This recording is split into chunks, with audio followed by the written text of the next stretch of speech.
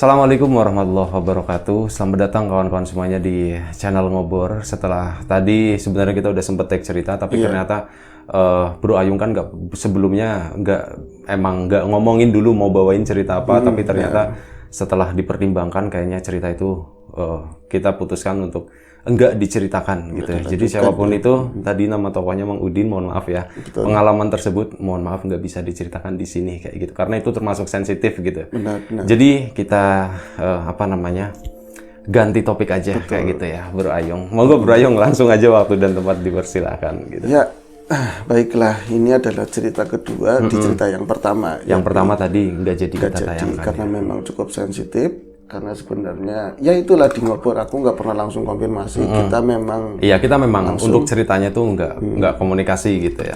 Bet Bro Ayung ada cerita ya udah ceritain aja. Tadi ya hampir setengah ya Bi ya. Hampir setengah, 10 menitan lah. Cuman tadi kan gue udah nyambung nih arahnya kemana gitu kan. Makanya langsung gue tanya kan, betul. Ini begini nggak? Oh ternyata begitu. Udah nggak usah, jangan. Terima kasih sekali sama beliau karena ini sensitif sekali. Baik, ini cerita yang berbeda. Ini adalah cerita dari seorang yang bernama Iwan. Iwan itu orang Pemalang, Bi. Orang Pemalang. Tentu nama samaran ya, bukan nama sebenarnya. Dia itu dari kecil udah banyak wirawiri dari kampung ke kota, maksudnya ini ke Jakarta, ikut sama saudara. Dari kecil dia maksudnya sekolah ya paling nyampe SD kelas 5, kelas 4 seperti itu ya. Pokoknya senengnya nyari duit bantu-bantu orang tua begitu Bi. Dan dia juga nggak mempunyai pengalaman. Pengalaman itu dapat dari wirawiri tersebut dan dia nggak punya keahlian khusus lah. Tapi keahlian itu didapat dari tadi perjalanan. Dari perjalanan tadi. Nah, pada satu ketika dia di umur sekitar berapa mungkin 27-an tahun dia menikah. Kemudian jadi pengamen gitu, jadi pengamen. Enggak, agak keras, kita dengarkan sebentar. Kalau ditebak lagunya siapa pasti nggak ngerti. Tuh. Enggak anak-anak ya.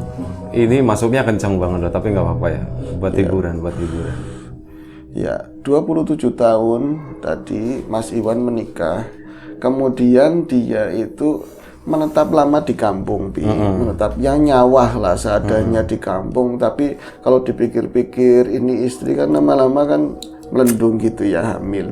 Biaya itu banyak. Cukup dipikir-pikir melendung gitu ya. Dipikir doang aja udah dilihatin melendung sendiri.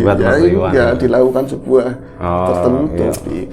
Akhirnya ini butuh biaya banyak ya wis aku ke Jakarta lagi dengan berat hati tentunya karena di rumah cuma ada ibunya Mas Iwan kan udah tua, nanti kalau ada apa-apa konjong-konjongnya susah, konjong-konjong itu macam-macam lah ubet-ubet iya konjong-konjong ubet-ubet. Akhirnya itu dia ke Jakarta dan memang dia ada pengalaman sedikit jadi tukang ini bawa mobil yang banyak 3 namanya bajai.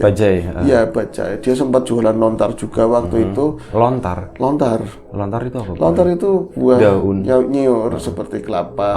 Iya. Yang ininya mel gitu loh, jeli-jeli begitu. Manis enak. Iya tahu. Jualan lontar. Nah itu dia tadinya bawa roda 3 bajai sempat beberapa waktu, akhirnya karena kurang bagus dan persaingan di situ waktu itu udah mulai nggak enak katanya, akhirnya dia turun lagi jualan lontar. Jualan lontar dilalai ini mau kelahiran anak ini kok rezeki angel banget gitu loh, dia nyari susah banget. Akhirnya dia mulai ngubungin kawan-kawan lama di jalanan, tapi aku nggak mau nyeritain di daerah mana begitu ya. Di situ kebanyakan orang-orang keras semua lah. Apa-apa itu pokoknya area pasar banyak premanisme seperti itu. Dia terjun ke sana, kumpul bareng-bareng teman lama. Itu malah tadinya mau ngurusin istri malah justru terlena dalam dunia hitam itu loh. Dalam dunia hitam itu ya mabuk ya apa aja, yang penting dapat duit buat malam itu dihabisin kayak gitu. Nah ini dulu dia pernah di sana waktu muda, waktu usia belasan lah, 19-20 tahun. Ini nggak sepanang sekarang, nggak sekeras sekarang. Tapi kok ini ada yang berbeda, ternyata di situ ada lagi. Ronde kedua. Ronde kedua. Bentar ya. Ini enggak apa-apa. Ini cobaannya itu begini gitu. Dan ini nggak guyon ya bro? Betul, ya? Asli. Ini bukan player yang kita mainin. Ini bukan backsound atau apa gitu. Tapi ya ini memang backsound, tapi backsound murni gitu. Nah, itu ada sesuatu yang berbeda di bukan tongkrongan, tapi memang kumpulan, cuman nggak ada, bukan resmi atau semua tuh preman-premanisme semua kayak gitu, tukang palak, tukang apa seperti itu lah, tukang mabuk. Ini mereka itu kata Mas Iwan, lu kok jadi kayak gini sih? Kita jadi nggak bebas kayak dulu. Iya, semenjak ada si A, ada seseorang yang pemimpin, dia merasa jagernya itu keras banget, pokoknya dia itu main plok, pokoknya jadi mereka itu nggak tenang, duitnya diambil, mereka nggak berani ngelawan karena ilmunya sakti lah segala macam kayak gitu. Akhirnya Mas Iwan dan kawan-kawan itu akhirnya apa? Mereka itu punya rencana, wong kayak gitu dendek nabai kayak gitu loh, orang-orang kayak gini dihabisin sekalian. Nanti tapi tunggu ketika dia ada apes. Kalau nggak apes sendiri susah ngelawan orang begitu. Aku nggak mau nyebut orang dari mana ya. Tadi udah ada cerita yang pertama ini sensitif, jangan sampai yang kedua seperti itu ya, Bi. Iya, betul. Ini akhirnya di satu ketika, Bi, orang itu, si ketua preman begitulah ya, kena jatah apesnya. Mungkin dia lagi malak, katanya sih malak, tapi orang yang sama-sama punya pegangan lebih tinggi dari dia, Bi. Jadi dia itu ditemukan terkapar di pinggiran kayak pasar begitulah, tempat sampah begitu. Orang nggak ada yang mau ngurusin sama sekali, bahkan katanya polisi aja nggak mau, Bi. Polisi nggak mau. Ini kok dengan luka berdarah-darah seperti itu, dia itu bisa bangun lagi gitu loh, kayak punya tenaga tambahan, itu bisa pulang ke tempat ngumpul-ngumpul orang-orang tadi, Bi. Akhirnya bukannya ditolong karena saking gemesnya dari yang seperti itu tadi, masih minta minum, masih ngamplengin orang, akhirnya digebukin rame-rame, Bi. Sampai akhirnya nggak tahu itu meninggal atau enggak, yang jelas sudah geletak. Orang pada bingung semua katanya, pada bingung mau diapain. Akhirnya ada drum, itu akhirnya bikin tabunan, drum itu ditaruh, orang dimasukin di dalamnya, Bi. Tadi preman yang nggak punya rumah, nggak punya tempat tinggal lah, pokoknya orang mana nggak, orang entah berantah, udah biarin, mampusin aja orang kayak gitu. Itu mereka minum-minum lagi sembari gitaran, sembari apa, ya orang nggak sadar sebenarnya di diri Iwan sih itu manusia itu, Bilo. Tapi kok digituin, tapi mau gimana lagi, orang kayak gini kalau ada, wis pokoknya nggak antang kita gitu kan. Itu nyampe pagi yang kedengaran suara-suara bleduk kayak gitu, Bi. Di dalam drum. Di dalam drum cuma ada suara bleduk. Nanti kalau misalnya ini kayu-kayu bakarnya udah mulai habis, langsung ditaruh lagi. Oh, itu maksudnya dibakar. Dibakar akhirnya. Ya kayak di sini dulu pernah ada peristiwa itulah, di masalah seperti itu. Ini sampai pagi hari mereka itu tepar di situ, orang nggak ada yang curiga, ngertinya itu lagi masak apa itulah ya.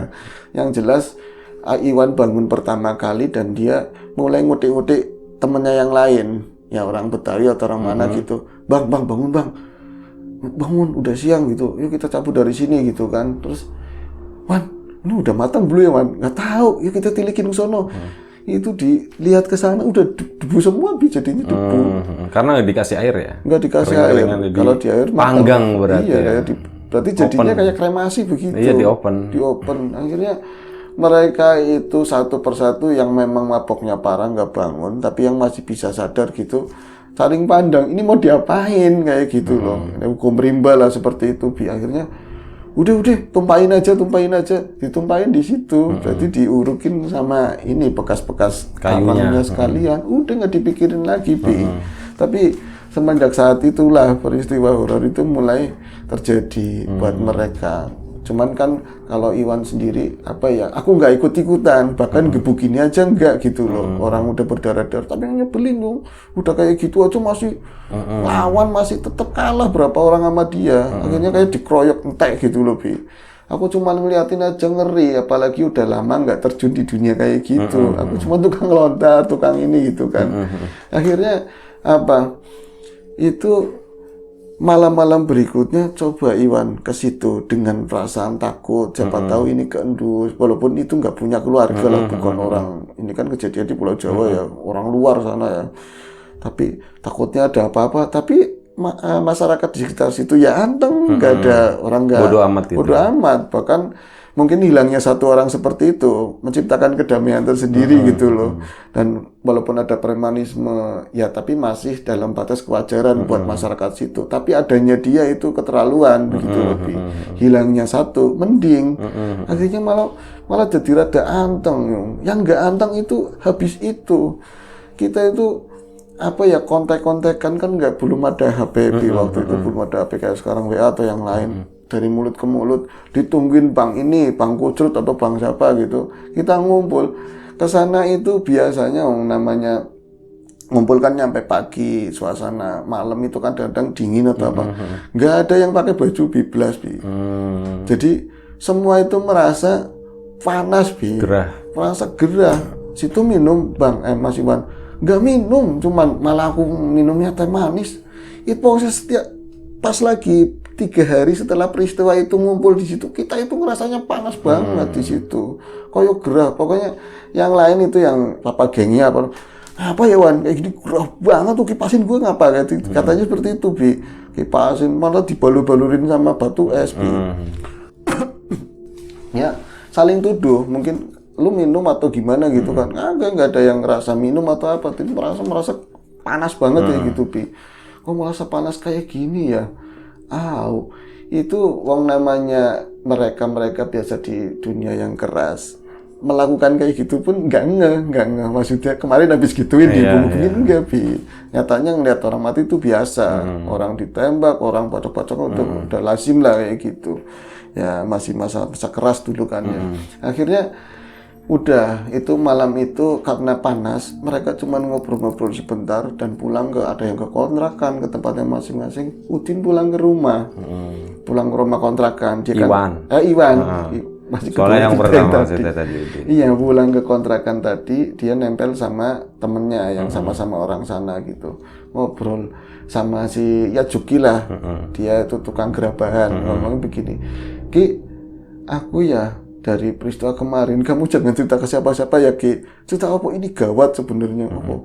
Wong dipateni dobong kayak gitu. Jadinya awu. Siapa? Preman, pokoknya preman banget yang bengis kayak gini. Terus ya orang-orang sih seneng. Mungkin kalau warga diomongin juga seneng. Tapi habis itu ya rasanya nggak enak banget. Rasa gak enak gimana? Lo kayak ngilang aku udah kelambi katanya kayak gitu. Iya ya, ini kan jam 2 pagi, dingin, ngapain kamu buka baju? Aku panas rasanya kayak gitu. Semenjak tadi ada peristiwa tadi, kemarin itu ya 3 hari yang lalu. Lah kamu ikut-ikutan apa enggak? Aku gebukin aja, sumpah enggak ikut-ikutan katanya. Aku cuman ya mau nggak mau nonton lah, mau aku namanya orang baru, stok lama tapi baru ke situ kan ya, masih ya anak bawang, ngeladenin doang, ngeladenin minum, ngeladenin apa. Tapi kok kena juga ya. Ya jangan dipikirin yang kayak gitu wis, yang penting kamu yang namanya kesini kan niatnya dulu mau ngurusin istri, cucu jangan nyampur ke situ lagi kayak gitu. Mendingan bantuin aku jualan. Imannya, oh iya baru ingat iya ya, kalau pikiran kacau jadi serang-serangan gak kena katanya seperti itu Nah dari malam itu tetap sampai pagi dia nggak pakai baju, cuman koloran doang. Paginya dia ikut bantuin jualan si tadi Juki gerabahan, malah disuruh bawa sendiri kan ada bos, begitu tinggal ngambil. Ntar untungnya lumayan.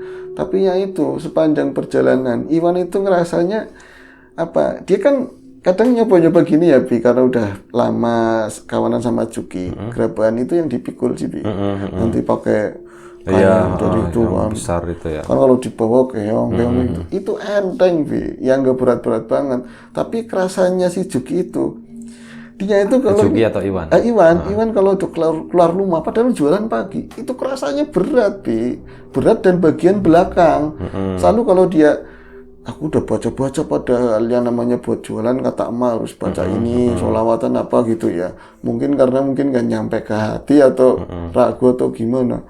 Kayak ada yang gangguin, badan panas, padahal pagi hari itu keluar jam 6, jam 7, itu kan belum panas-panas banget.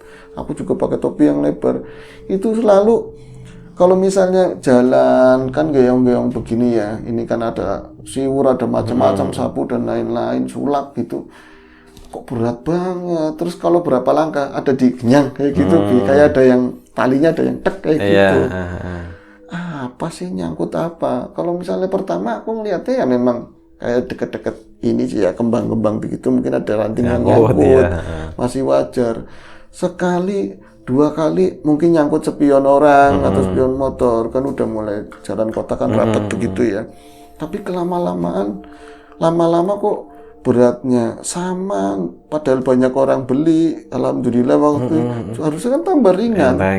Tapi kok beratnya masih sama, selalu berapa ini kok didet kayak gitu, ada yang narik terus.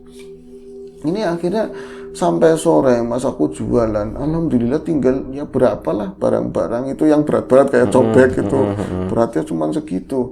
Itu ada dekatnya kontrakannya Juki itu ada warteg, katanya ada warteg. Sempat saya ke sana ke warung warteg tadi ya, makan dulu sebelum pulang, malah sempat bungkusin buat Juki. Ya dia juga yang jadi pelantaran saya dagangan begitu ya.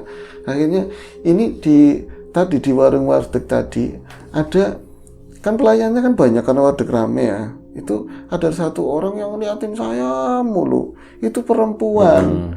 Aku yang ngomongnya gini, cobaan apa piye gitu ya. Di saat aku mulai jualan bener kayak gini, istri lagi hamil besar, kok ada perempuan mungkin pelayannya atau yang punya cantik kok ngeliatin saya terus. Jadi kan sedikit-sedikit dia kayak talah sebi gagah pora gitu kan. Emang aku ganteng apa enggak, ngeliat lagi orang itu lagi ngeliatin selalu seperti itu. Akhirnya dia tanya yang agak culun mungkin ya, pelayan itu kan warteg ada satenya juga. Dia kipas-kipas, "Dek, mana sih?" Kan sama bahasanya Pemalang sama Tegal. Kayak siapa gitu. Itu siapa katanya? Yang mana mas, yang mana? Itu yang perempuan yang tadi yang masuk ke dalam gitu. Oh, itu sama-sama pelayan mas, pembantu, tapi dia itu bagian masak katanya. Ayo mas, ayo katanya, ayo. Seneng. Enggak, aku istri bojo katanya. Itu jujur. Nah apa ya, kok dia ngeliatin, padahal itu udah punya istri belum? Udah punya suami belum? Belum, katanya begitu. Waduh, jangan-jangan naksir sama saya, begitu Bi. Akhirnya udah nggak dipikirin lagi, dia itu pulang ke kontrakan. Ternyata Juki nggak ada di kontrakan, cuman ya kayak ini ya dicantelin begitu. Masuk, Juk. Juki nggak ada, gerabahnya malah sisa banyak di situ ya. Akhirnya udahlah, tak taruh di sini. Dia udah makan di warteg tadi, dia selonjoran mau baringan begitu, karena lah mau mandi juga masih sore begitu. Nggak lama Juki itu pulang ya mau maghrib begitu lah Bi. Mau maghrib dia pulang ngomong, "Wan, kamu dari warteg ini ya tadi ya yang di depan ya?" Karena gang kecil begitu ya, wartegnya ada di jalan gede. "Iya emang kenapa?" "Wah, kon hati-hati Wan," katanya begitu. Dia ngomong hati-hati apa? Si Juki ngomong kon hati-hati, kamu itu hati-hati. Emang kenapa? Enggak belum. Enggak ya. Nah ini emang hati-hati kenapa? Aku salah apa? Aku bayar yang bayar katanya. Aku juga bayar katanya. Aku bayar makan ya porsinya segitu, aku bayar segitu. Aku juk katanya, juk apa es teh manis. Ya sama, aku bayarnya juga tak lebihin. Malah ngobrol. Itu buktinya ada tukang sate yang bakar-bakar. Aku ngapa-ngapain, hati-hati kenapa? Kan orang ngerti, kamu nggak tahu di warteg itu salah satunya ini pelayannya itu ada yang matanya ngeliat, matanya weruh kabeh, picek ora weruh katanya nggak ngeliat. Enggak, dia tuh bisa ngeliat yang gaib. India apa kayak gitu, indigo, iya itu. Emang kenapa? Tuh ngeliatin kamu terus, emang kamu nggak sadar apa? Seneng aku kok katanya kayak gitu sih. Itu seneng aku katanya, suka sama saya. Mungkin ini Juk, aku yakin nggak enak apa kayak gini godaannya orang lagi usaha ya, mau jualan ikut sama kamu, petunjuknya kamu mau rame malah digodain cewek. Cewek yang mana? Ya warteg gue, yang warteg tadi ngeliatin saya terus, "Ayu maning," katanya. Ayu lagi kan, terus ngeliatin saya mulu. Goblok katanya, itu seadanya. Goblok itu bukan ngeliatin kamu, ngeliatin yang ikut sama kamu. Kamu kan dewekan, ikut sama aku siapa? Ada yang ngikutin kamu di belakangnya katanya. Itu dia, kamu itu duduk makan, itu berdiri di belakangnya katanya begitu Bi. Sing bener katanya, aja metin-metini, jangan nakut-nakutin. Serius, wong gue, bocah wadon gue, kayak satu lingkungan itu udah ngerti semua kalau matanya itu ngelihat, Bisa ngelihat gitu bisa ya. ngelihat, ya bisa tahu yang kasat begitu ya.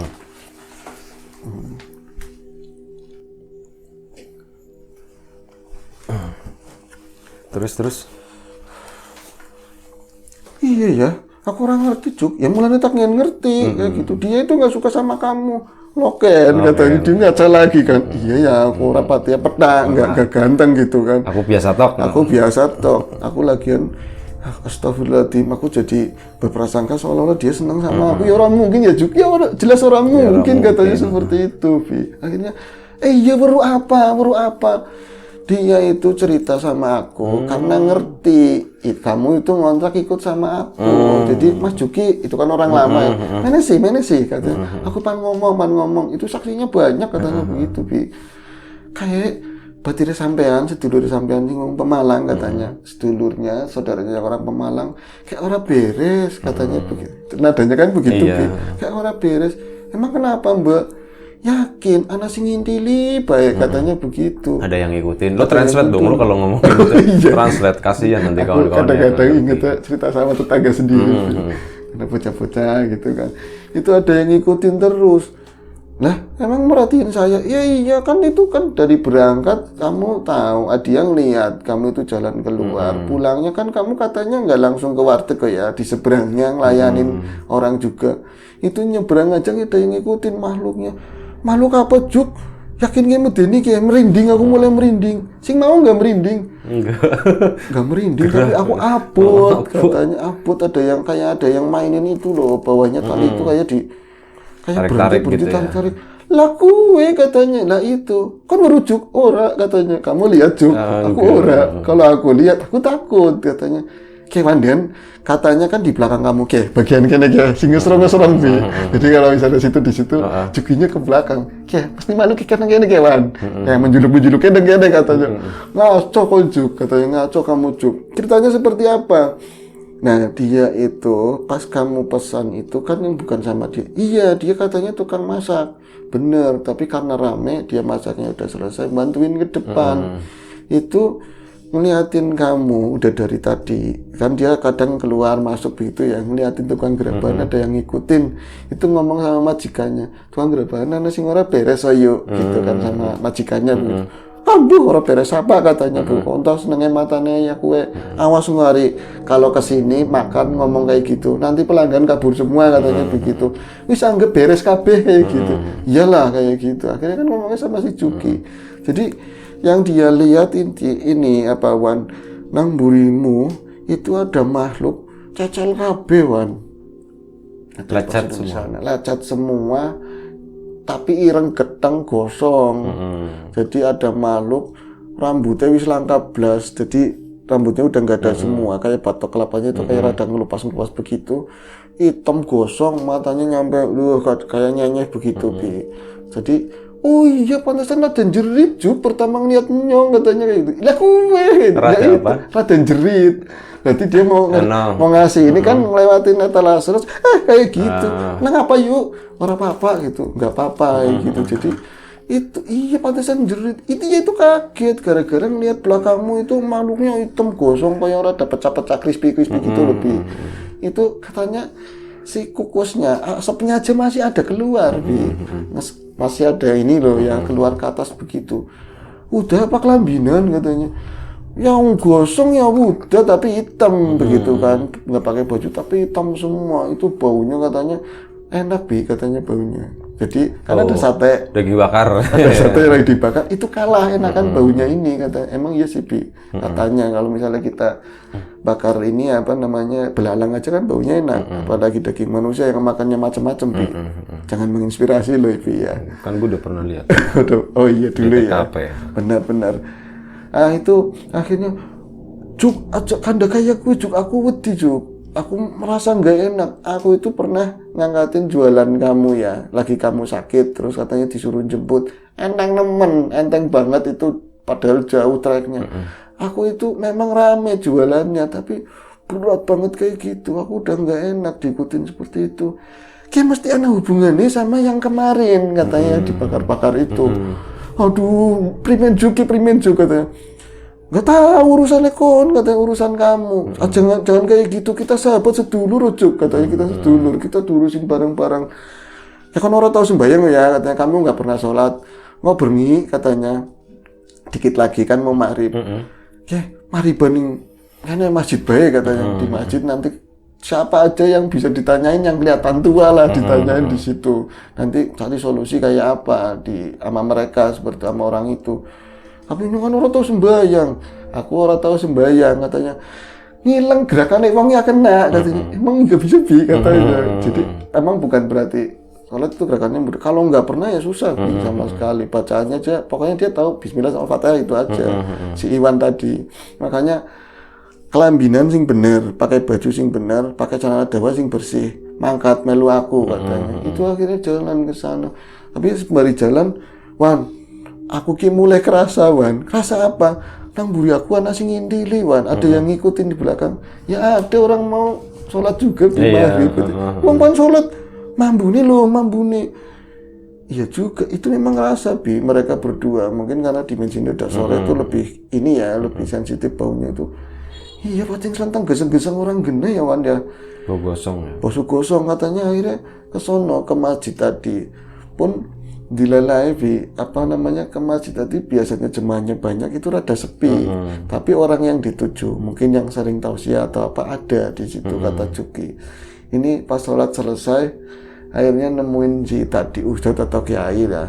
Ini sebelum nemuin tadi bapak-bapak tadi, bapak tua lah berjanggut lah seperti itu, dia kenapa digituin sama itu, kenapa mau nanya apa, kamu kayaknya bingung nih temenmu ini ireng kafe katanya, temenmu ireng kafe katanya. Jadi udah tahu ya berarti. Iya, dia tuh mau ngomong di belakangnya tapi bercandanya temenmu ireng kafe.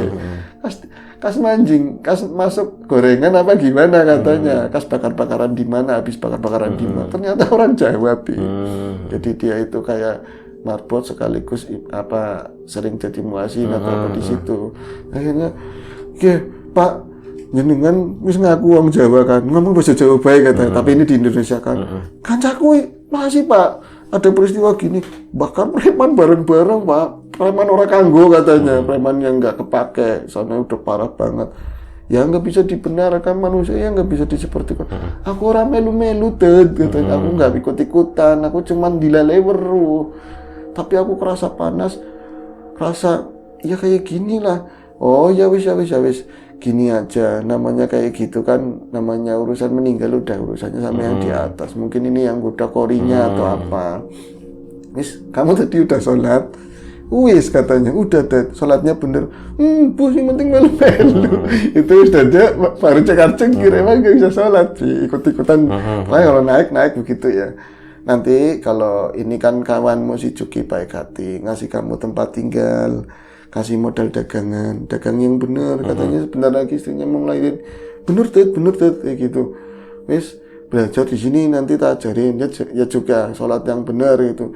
Iya Dad, diajari wong kayak gini sialan ning dunia Dad, katanya orang yang kayak gini zaman sekarang masih ada begitu.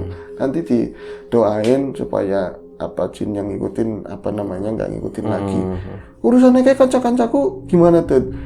Kamu masih nganggap teman-teman preman itu kamu minum teman kanca-kanca katanya. Ora sih mulai saya enggak katanya. Itu digangguin apa enggak? Ya nggak tahu, kamu nanya-nanya aja. Tapi ternyata setelah itu dibersihin malam itu ya selesai lah, dia udah anteng, besoknya jualan lagi, lewat ke daerah tadi yang bakar-bakaran, ketemu sama beberapa preman, mereka nggak digangguin Jadi mungkin karena si Juki mulai penalarannya, si Iwan ya mulai sesuatu yang baik begitu ya digangguin begitu ya. Kalau misalnya tetap sama lingkup yang nggak beres gitu, biasa aja. Iya gitu. Kayak bangsa-bangsa gitu buat apa digodain, besok aja bareng kan gitu. Mungkin temen gitu kan. Iya, logikanya seperti itu. Akhirnya kisah itu selesai di situ. Dan mungkin 2 minggu tok dia jualan bisa buat menguasin lahiran. Alhamdulillah ya. Iya, buat menguasin lahiran. Tapi mungkin ya aku nggak tahu lagi, tapi katanya temen siapa tadi Mas Iwan udah nggak ada sekarang. Oh udah nggak ada, udah meninggal. Usia muda, nggak tahu sih. Penyebabnya apa nggak tahu ya. Sakit ya, katanya. Doa untuk Mas Iwan ya. Iya. Semoga diampuni dosanya, semoga diterima segala amal baiknya kayak gitu. Amin, amin. Udah selesai Bro Ayung. Oh, Bro Ayung, terima kasih ceritanya. Ya, apapun itu ya namanya kehidupan gitu ya. Kadang kita nggak pernah tahu gitu. Ternyata di lapisan mana gitu ya kejadiannya tuh seburuk apa, sebaik apa gitu. Kita itu cuman berada di satu lapisan doang. Betul. Kayak gitu. Nah, tujuannya dari cerita-cerita kayak gini juga salah satunya itu tadi. Berbagi juga. Oh, ternyata ada kehidupan seperti itu gitu ya. Terutama mungkin di lapisan yang lebih bawah dari kita itu sekeras itu gitu. Bahkan mungkin ada yang lebih keras lagi di bawahnya itu. Ya, kurang lebih seperti itu. Apapun itu ya kita ambil aja sesuatu yang positif dari ceritanya Bro Ayung tadi. Kalau misalnya ada sesuatu yang negatif ya kita buang jauh-jauh lah. Siapapun itu, semoga kita selalu diberi kemudahan dalam hal apapun, termasuk kemudahan dalam hal rizki. Siapapun sekarang yang lagi sakit, semoga segera diberi kesembuhan. Siapapun sekarang yang masih sehat, semoga tetap dijaga kesehatannya. Untuk keluarganya Mas Iwan, semoga tetap tabah menjalani kehidupan, semoga tetap semangat, dan selalu dimudahkan dalam setiap langkah dan perjalanannya, dimudahkan segala masalahnya kayak gitu. Sekali lagi terima kasih banyak, sekali lagi mohon maaf sebesar-besarnya, jaga kesehatan kawan-kawan semuanya. Sampai jumpa di episode Ngobrol Horor selanjutnya. Assalamualaikum warahmatullahi wabarakatuh.